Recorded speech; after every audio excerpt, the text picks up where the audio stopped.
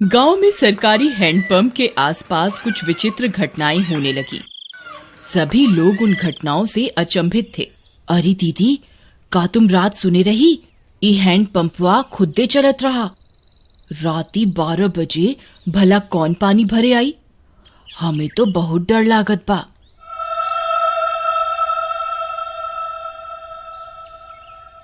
हाँ रानी, हम सुने रही। हमार रिंकिया के पापा तक कहत रही कि हम जाके देखा। हम उनके रोक लिहिस। कौन जाने का बला हुई। फिर उसी रात फिर से 12 बजते ही वह हैंडपंप खुद से चलने लगा।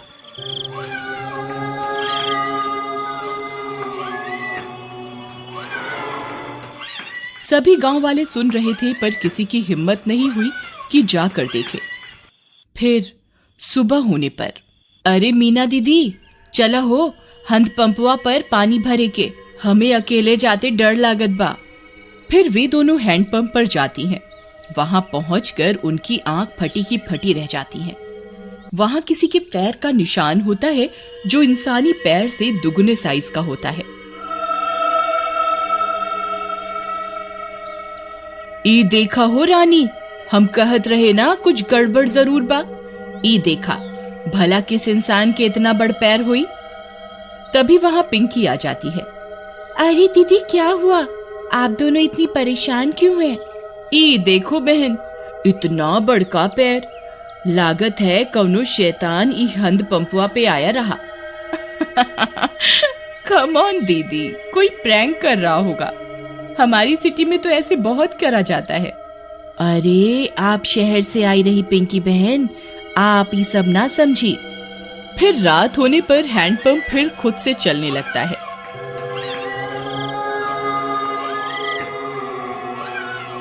मम्मी, मैं जा रही हूँ हैंडपंप के पास। मैं अभी सबक सिखाती हूँ इस नमूने को। फिर जैसे ही पिंकी वहां पहुंचती है, वह दंग रह जाती है। वहां 2 सिर की एक चुड़ैल हैंडपंप चला रही होती है। पिंकी के पसीने छूट जाते हैं। आ गई? बहुत इंतजार कराया तुम गांव वालों ने। 2 दिन से कोई खोपड़ी खाने को नहीं मिली। मेरा तो सिर ही दर्द हो गया ये हैंडपंप चला चला के। कितने दिनों में एक शिकार आया है। पिंकी हाथ जोड़कर अपने घुटनों पर बैठ जाती है। चुड़ैल जी, आई एम सो सॉरी। मुझे लगा कोई गांव वालों से प्रैंक कर रहा है। मुझे माफ कर दो चुड़ैल जी। मैं तो पास के शहर में पढ़ती हूँ। इस गांव में घूमने आई हूँ। पर चुड़ैल उसकी विनती नहीं सुनती और उसकी खोपड़ी खा जाती है। फिर अगली सुबह, अरे मीना बहन, देखत हो, आज तो यहाँ खून भी पड़ा बा। कौनो अनहोनी हो गई लागत बा। तभी पिंकी की माँ वहां आ जाती है। अरे, कल रात से मेरी पिंकी घर नहीं आई।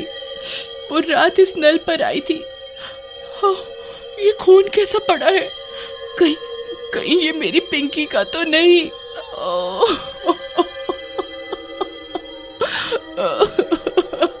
अरे भौजाई, हम उसे कल ही कहे रहे कि ज्यादा लेक्चर का झाड़ो। लगता है उसके साथ कुछ गलत हुई गवा। थोड़ी देर में झाड़ियों में उन्हें पिंकी की सिर कटी लाश दिखती है।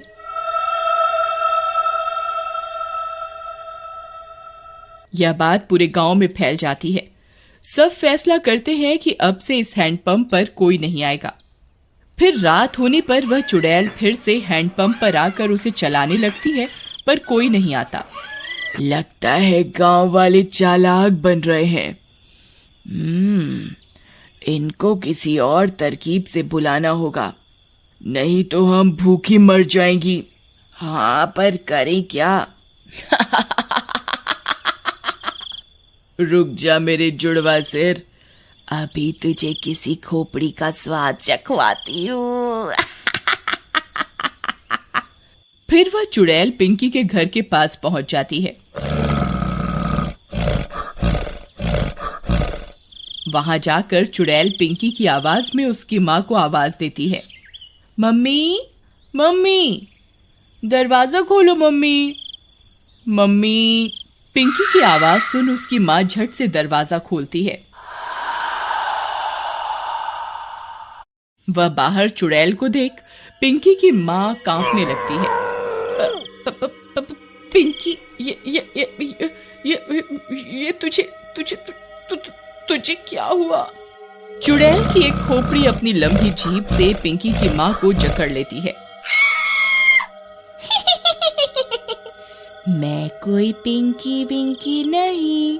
तेरी पिंकी तो कब की हजम भी हो गई होगी। अब तू मेरा खाना बनेगी मूर्ख औरत। फिर चुड़ैल उसकी खोपड़ी काट कर निकाल लेती है और उसे खा जाती है।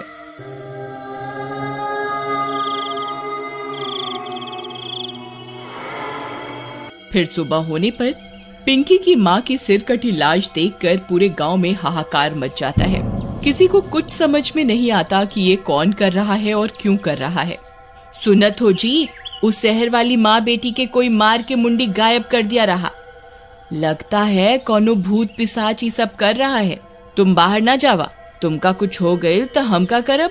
अरे हमका कुछ ना होई। हम जात रहे वो हैंड पंपवा के आसपास सीसीटीवी कैमरा लगाई खातिर, हाँ, ताकि देख सकें आखिर मामला का बा। फिर वह गांव की कई दीवारों पर सीसीटीवी कैमरा लगा देता है। रात होने पर वह चुड़ैल वापस आती है। वह थोड़ी देर हैंडपंप चलाती है पर कोई नहीं आता। वह गांव में पिंकी और उसकी माँ की आवाज निकालकर सबको बुलाती है पर कोई नहीं आता। लगता है गांव वाले बहुत होशियार हो गए हैं, कुछ करना पड़ेगा। हाँ, कुछ तरकीब सोचो, नहीं तो अगर हम 2 दिन भूखी रही तो मर जाएंगी। गांव वाले हैंडपंप से पानी नहीं भर रहे पर कुएं से तो भर रहे हैं।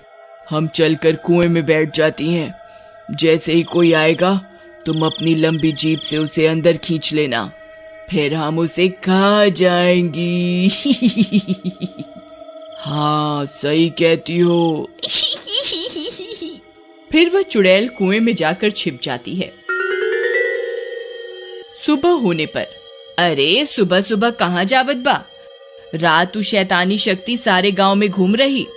अरे तू डरा ना, हमार राजकुमारी, हमका कछु ना हुई। हाँ, हम जाए रहे सीसीटीवी कैमरा से रिकॉर्डिंग ले खातिर। हाँ, अच्छा जावत ही हो तो मटका में पानी भर लावा कुआं से।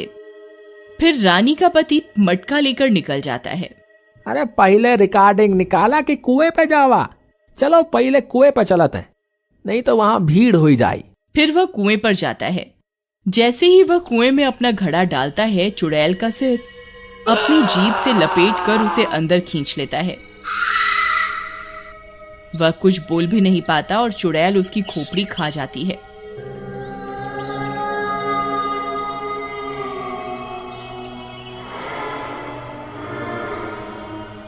कुछ देर में गांव वालों को उसकी सिर कटी लाश कुएं में दिखती है। इस बार और कोहराम मच जाता है। हम कहर, अरे हम इकरा के कही रही ना जावा सुबह सुबह, पर ये हमारी एक न सुनी। हम तो लुट गईली, बर्बाद हो गईली। हे राम।